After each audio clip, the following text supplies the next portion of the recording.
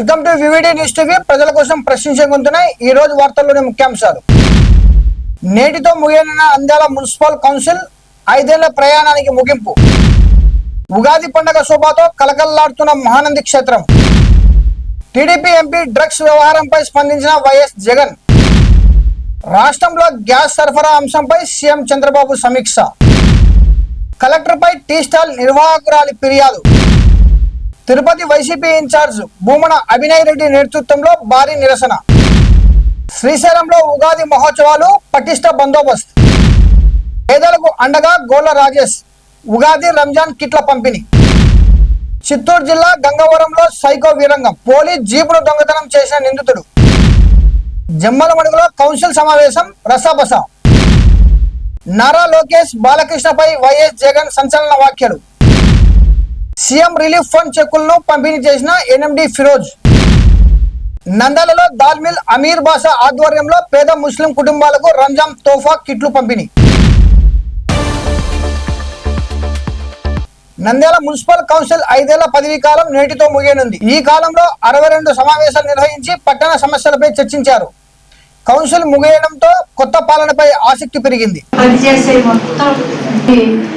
నాయకత్వంలో మాకు సీట్ ఇచ్చి గెలిపించి మమ్మల్ని 19వ వార్డుకు కౌన్సిలర్గా ఫస్ట్ 19వ వార్డు కౌన్సిలర్ ఇది మున్సిపాలిటీలో కలిసింది. దానికి మా శ్రీరాము గారికి ఎంతో పట్టుదలతో రవికిషోర్ రెడ్డి, మోహన్ రెడ్డి గారితో ఎంతో పట్టుబట్టి సీటు సంపాదించుకున్నాడు. మనం తర్వాత మన వాటిలో కూడా కొన్ని కోట్ల పని జరిగింది. ఎన్నో సచివాలయాలు, ఆఫీసులు.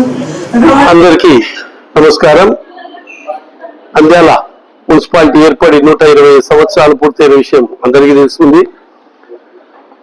నేను కౌన్సిలర్ గా పదవీ కాలమైన 2021 నుంచి 2026 పూర్తి చేసుకుని ఈ రోజు ఆఖరి రోజు కౌన్సిల్ మీటింగ్ ను జరుపుకోవడం జరిగింది. టోటల్ ఇప్పటి వరకు మా పదవీ కాలంలో 62 కౌన్సిల్ మీటింగ్లు జరగడం జరిగింది. చివరిలో రికార్డు స్థాయిలో నంద్యాలకు 100 కోట్ల పైపెచ్చు బడ్జెట్ ప్రవేశపెట్టిన ఘనత మా కౌన్సిల్ కి దక్కడం అనేది నిజంగా మేము గర్వంగా చెప్పుకోగలుగుతున్నాం. అలాగే దాదాపుగా 2 సంవత్సరాల క్రితం ఏర్పడిన కూటమి ప్రభుత్వంలో కూడా ఈ 100 కోట్ల బడ్జెట్ ను దాటిన విషయాన్ని గర్వంగా చెప్పుకోగలుగుతున్నాం. ఉగాది పండుగ సందర్భంగా మహానంది క్షేత్రం శోభతో కలకల్లాడుతుంది. ఈ సందర్భంగా ఆలయ ఈవో ఎన్ శ్రీనివాస్ రెడ్డి ఆధ్వర్యంలో ప్రత్యేక విద్యుత్ దీపాలంకరణ ఏర్పాటు చేశారు.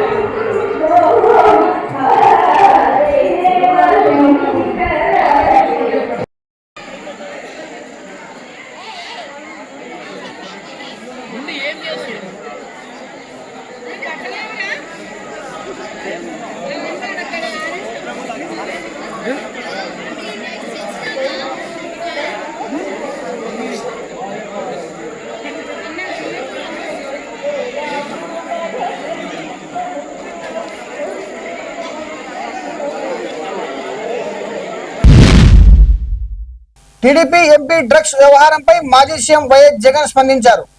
డ్రగ్స్ తీసుకుంటూ పట్టుబడిన ఏకైక ఎంపీ టీడీపీకి చెందిన పుట్టా మహేష్ అని విమర్శించారు. పార్లమెంట్ చరిత్రలో ఇలాంటి ఘటనలు లేవని, ఇది చంద్రబాబు అనుసరించే విధానాల ఫలితమని ఆరోపించారు. ఈ మధ్యకాలంలోనే చూసాం పుట్టా మహేష్ డ్రగ్స్ సేవిస్తూ డ్రగ్స్ తీసుకుంటూ పట్టుబడ్డ ఫస్ట్ ఏకైక పార్లమెంటు సభ్యుడు. ఇంతవరకు పార్లమెంటు సభ్యుల చరిత్రలో ఈ మాదిరిగా డ్రగ్స్ తీసుకుంటూ ఈ మాదిరిగా బుక్ అయిన వ్యక్తి పార్లమెంట్ చరిత్రలో లేడు. ఫస్ట్ సభ్యుడు. అది ఇక్కడితో మొదలు కాల. ఆశ్చర్యం ఏమిటో తెలుసా? అది చంద్రబాబు నాయుడు గారి ఆయన అనుసరించే వైఖరి నుంచి మొదలవుంది. మహేష్తో మొదలై పుట్ట మహేష్తో ఆగిపోలా. దీనికి ముందు ఎన్నెన్ని జరిగినాయి, ఎలా జరిగినాయి, చంద్రబాబు నాయుడు గారు వ్యవహరించిన తీరు ఎలా ఉంది, యాక్షన్ తీసుకోవాల్సిన సమయంలో యాక్షన్ తీసుకుంటున్నాడా, ఒక పాలకుడు ఒక నాయకుడుకు ఉండాల్సిన గుణాలు చంద్రబాబు నాయుడులో ఉన్నాయా అని ఒక్కసారి వెనక్కి తిరిగి చూస్తే ప్రతి అడుగులోనూ కూడా మనకు కనిపించేది ఏమిటి అని అంటే చంద్రబాబు నాయుడు గారిలో ఈ గుణాలు ఎక్కడా కూడా కనిపించవు. రాష్ట్రంలో ఎల్పిజి గ్యాస్ సరఫరాపై సీఎం చంద్రబాబు సమీక్ష నిర్వహించారు. ప్రస్తుతం 14,000 మెట్రిక్ టన్నుల గ్యాస్ నిల్వలు ఉన్నాయని తెలిపారు. మరో 15 రోజుల అవసరానికి సరిపడా నిల్వలు అందుబాటులో ఉన్నాయని, ఎక్కడ కొరత లేకుండా సరఫరా కొనసాగించాలని అధికారులకు ఆదేశించారు. ఈకా వేసి ఓటీపీ ద్వారా డైవర్షన్ నివారించి ప్రజల్లో భయాందోళన రాకుండా చూడాలని సూచించారు.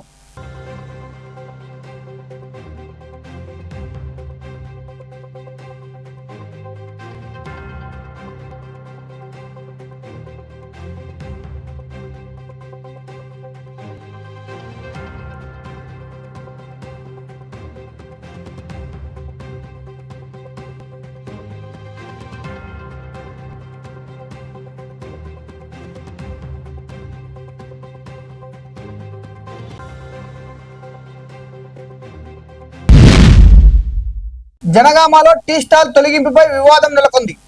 ముందస్తు నోటీస్ లేకుండా స్టాల్ ఖాళీ చేయించారని బాధితురాలు కలెక్టర్ సంజయ్ కుమార్ పై ఫిర్యాదు చేసింది. ఇందిరా మహిళా శక్తి పథకం కింద 3 లక్షల రుణంతో ఏర్పాటు చేసిన టీ స్టాల్ తొలగించడంతో తమకు న్యాయం చేయాలని బాధితురాలు డిమాండ్ చేస్తున్నారు.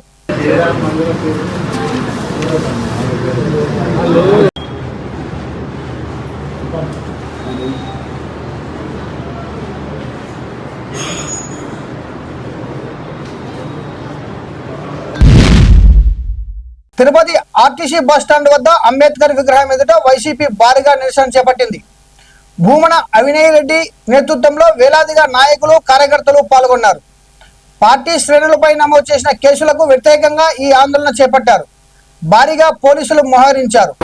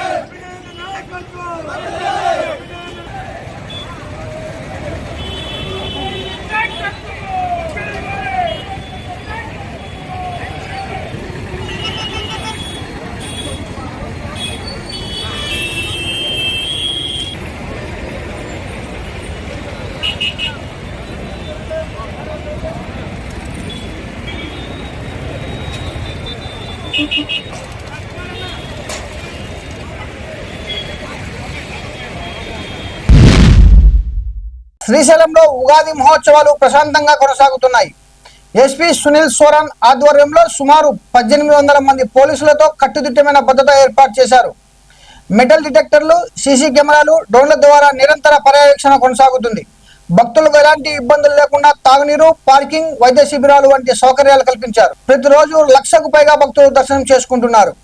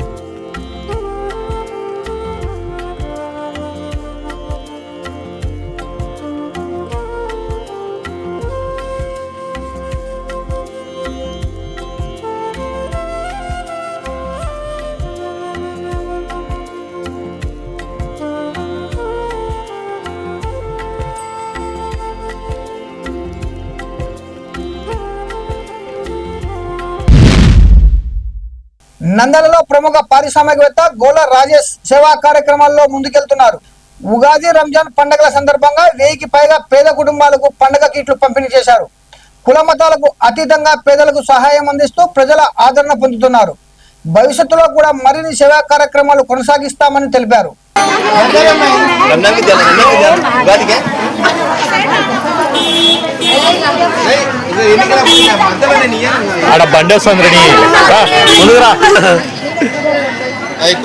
అమ్మా అన్ని టోకెన్లు ఇచ్చారు, టోకెన్లే పడతాయి.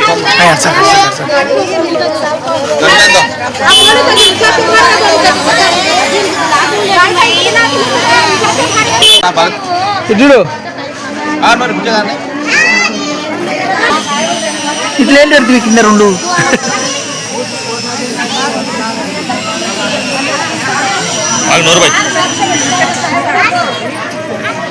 ఓకే ఓకే ఆ మనిషి నీకు చూపిరా ఉండాలమ్మా, కూపన్లు ఉండాలా. మీరు లైట్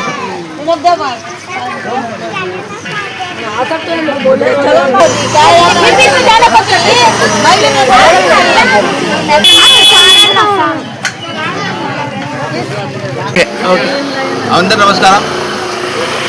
ఈరోజు చాలా శుభదినం. మన నంద్యాల వాసులైనటువంటి పెద్దవాళ్ళు గౌరవనీయులు గొల్ల రాజేష్ గారు ఇప్పటికే గడిచిన 4 నెలలకు పైగా ఎన్నో సేవా కార్యక్రమాలు చేసుకుంటూ వస్తున్నారు. ఆర్థిక సహాయ సహకారాలు అందిస్తూ వస్తున్నారు. అది ఒక్కొక్కరు చెప్పుకుంటూ ఆల్రెడీ ఇప్పటికే నంద్యాల వాసు అందరికీ కూడా ఈ చేసేటువంటి సేవా అన్ని కార్యక్రమాలు కూడా అన్ని విదితమే. అయితే ఎవరు చేయనటువంటి సాహసోపేతమైన నిర్ణయాలు కూడా ఇప్పటికే గొల్ల రాజేష్ గారు ఎన్నో సాహసోపేతమైనటువంటి నిర్ణయాలు తీసుకున్నారు. వాటిని అమలుపరుస్తున్నారు. ఎంతోమంది దాన్ని కొన్ని తప్పుడు అర్థాలు వచ్చే విధంగా చేసినప్పటికీ కూడా కొన్ని కార్యక్రమాలను అయినప్పటికీ కూడా వాటిని లెక్క చేయక గొల్ల రాజేష్ గారు తన మనోబలంతో నంద్యాల వాసులకు మంచి చేయాలన్నటువంటి దృఢ సంకల్పంతో ముందుకు వెళ్తున్నారు. సో ఈరోజు మనం చూసుకున్నట్లయితే రేపు 19వ తారీఖు మన హిందూ సోదర సోదరిమణులకు ఉగాది పండుగ ఉంది.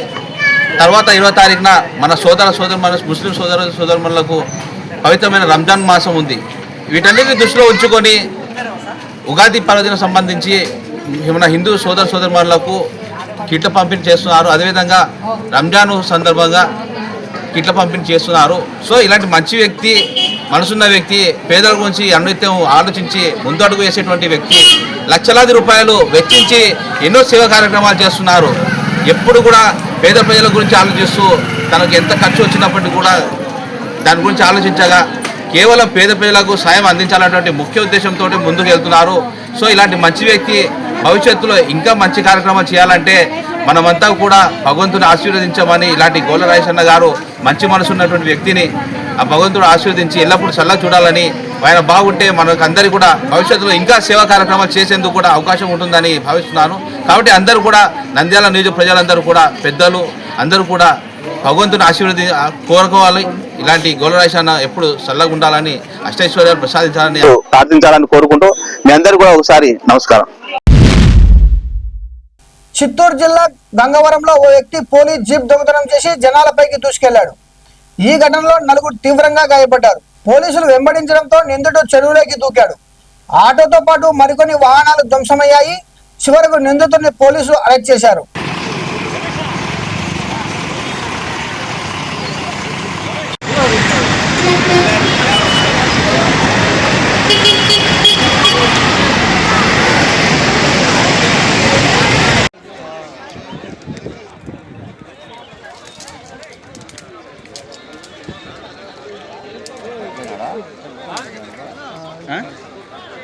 దొరికినాడు కదా. జమ్మలమడుగు మున్సిపల్ కౌన్సిల్ సమావేశం ఉద్రిక్తంగా మారింది. తీర్మానం లేకుండా టెండర్లు పిలవడంపై వైసీపీ కౌన్సిలర్లు అభ్యంతరం వ్యక్తం చేశారు. ఈ సందర్భంగా మున్సిపల్ కౌన్సిలర్ వెంకట్రామిరెడ్డి కౌన్సిలర్పై బెదిరింపుకు దిగినట్లు ఆరోపణలు వచ్చాయి. నేను ఎమ్మెల్యే ఆదినారాయణ రెడ్డి మనిషిని అంటూ వ్యాఖ్యలు చేసినట్టు సమాచారం. అంతే చెప్పాడు కమిషనర్ అని కానీ వెంకటరామరెడ్డి అన్న కానీ ఆఫీసు నిరూపించో నీకు ధైర్యం ఉండి నిరూపించావా? మరి ముడతమంతులు పెట్టి నీకు చెప్పాల్సిన అవసరం లేదు. నేను మాట్లాడితే చెప్పాల్సిన అవసరం లేదు. ఒక మంచిని నేను ఒక ఆఫీసర్ అంటే బుడంగా అంటే బుడం పెట్టుకుని నువ్వెందుకు చూసుకుంటాను? మా వాళ్ళు చెప్పే ఆఫీసర్ అంటే ఎవరు?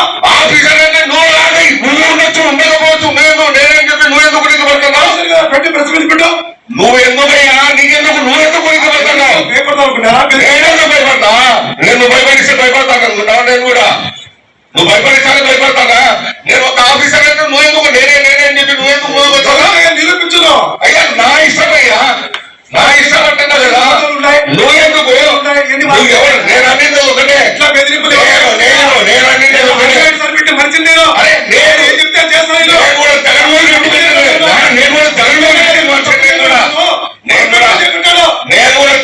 అట్టి పెట్టే మనిషి నేను కూడా నువ్వెందుకు ఉలిక్కిపడతావు నువ్వెందుకు ఉలిక్కిపడతావు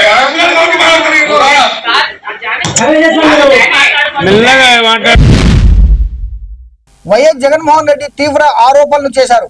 నారా లోకేష్ ప్రవర్తనపై వివాదాస్పద వ్యాఖ్యలు చేశారు. అలాగే చంద్రబాబు నాయుడు కుటుంబంపై కూడా విమర్శలు గుప్పించారు. ఈ వ్యాఖ్యలు రాష్ట్ర రాజకీయాల్లో చర్చనీయాంశంగా మారాయి. చంద్రబాబు నాయుడు గారి సొంత పుత్రుడు వీడియోలు అవి కూడా వైరల్ అవుతూ ఉన్నాయి.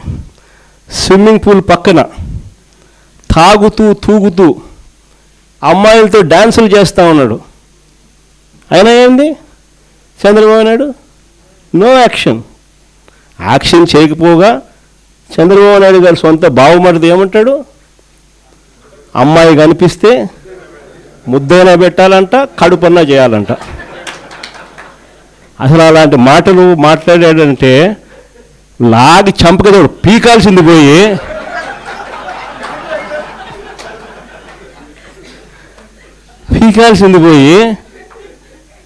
హహహహ నవ్వుతారు.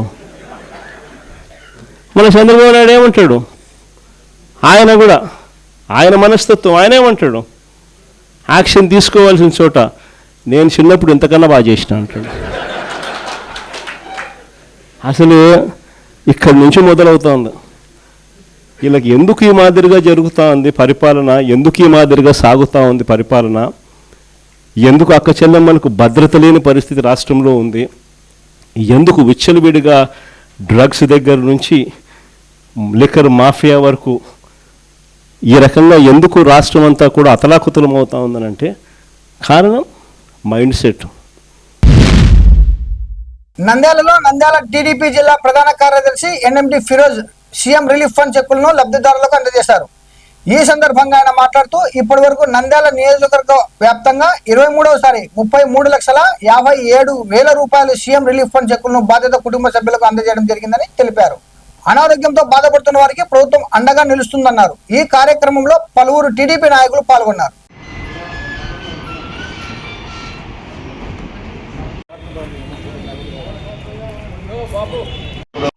సీఎం రిలీఫ్ ఫండ్ ఈ రోజుకి మనకు 23వసారి మనం పంచడం జరుగుతుంది. దాదాపు మనకు వచ్చేసి నంద్యాలలో 398 మెంబర్స్ కి మనం ఇచ్చినాము. టోటల్ చెక్స్ ఈ రోజు వచ్చేసి 29. దీంట్లో ఆల్రెడీ మన మినిస్టర్ గారు 5 చెక్స్ ఇచ్చారు. దాని తర్వాత మిగిలినది మనం ఇస్తున్నాము. టోటల్ అమౌంట్ నంద్యాలకి ఇప్పటి వరకు రిలీజ్ అయింది 2,94,54,530 రూపీస్. ఏమన్నా దాని తర్వాత ఈ రోజు టోటల్ అమౌంట్ వచ్చేసి 33,57,000. ఇది సీఎం రిలీఫ్ ఫండ్. నేను దాదాపు చాలా మందికి చెప్తున్నాను, ఎవరన్నా పేద ప్రజలు ఎవరన్నా ఉంటే, బీదోళ్ళు ఎవరన్నా ఉంటే, ఎందుకంటే హాస్పిటల్ వెళ్ళాలంటేనే ఒక టెస్ట్ కే 10,000 అవుతుంది. మనం ఒక చిన్న ఆపరేషన్ జరిగినా దాదాపు లక్షల్లో బిల్స్ అవుతున్నాయి. అట్లాంటి సమయంలో మనకు అట్లీస్ట్ ₹1,00,000 అయితే మనకు దాదాపు రిటర్న్ 40,000 అన్నా 50,000 అన్నా రిటర్న్ వస్తుంది. అట్లాంటి ఒక మంచి పని చేస్తున్నారు మన గవర్నమెంట్.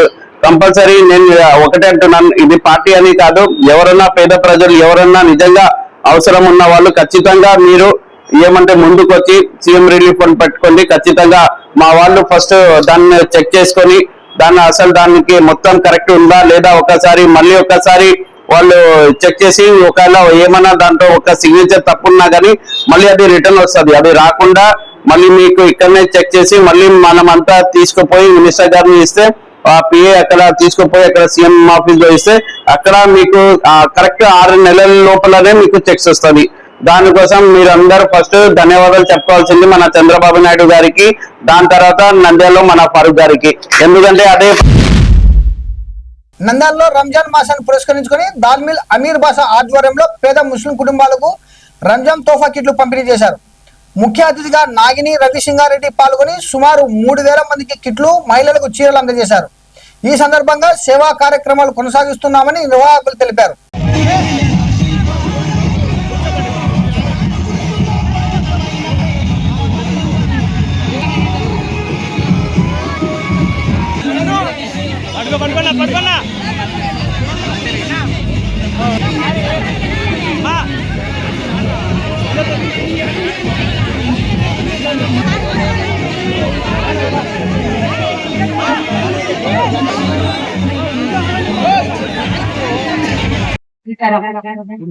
ఒక సంవత్సరం కూడా ఆగకుండా ప్రతి సంవత్సరము మనం సంపాదించిన దాంట్లో ఒక వంతు తీసి సహాయపడే వాళ్ళకి ఇవ్వాలనుకోవడం ఒక గొప్ప ఆలోచన.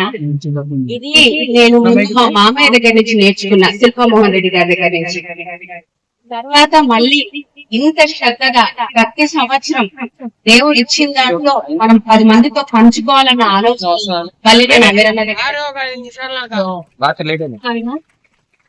ఇంతమందిని కలుసుకుంటా, ఇన్ని ప్రోగ్రాంలకు వెళ్తూ ఉంటా, కానీ ఇది మాత్రం హ్యాపీనెస్ ఇస్తుంది, ఎంతో ఆనందంగా ఉంటారు ఇక్కడికి వస్తే. ఇలాంటి వాళ్ళు చాలా మంది ఉండాలి, నిన్ను స్ఫూర్తిగా తీసుకొని మీరందరూ కూడా ఉండాలి. మీ అందరికీ కూడా ఈద్ ముబారక్. అందరికీ రంజాన్ శుభాకాంక్షలు మరియు ఈద్ ముబారక్. ఈ ప్రోగ్రానికి వచ్చిన మన శిల్పా నాగిరెడ్డి మేడం గారికి చాలా కృతజ్ఞతలు. ఈ రోజు మేడం హైదరాబాద్ నుంచి మన ప్రోగ్రాం కోసం ప్రతి సంవత్సరము క్రమం తప్పకుండా మేడం గాని రవీంద్ర గారిని కంటిన్యూగా మనం గెలిచి పార్టీలో ఉన్నా లేకుండా కంటిన్యూ మన ప్రోగ్రాం కోసము ప్రతి సంవత్సరం మనకు హాజరుగా ఉంటారు. కేవలం మన ఈ 3 టౌన్ ఏరియా ప్రజలందరికీ మేడం తరఫున కృతజ్ఞతలు తెలియజేసుకుంటున్నాము. Thank you madam.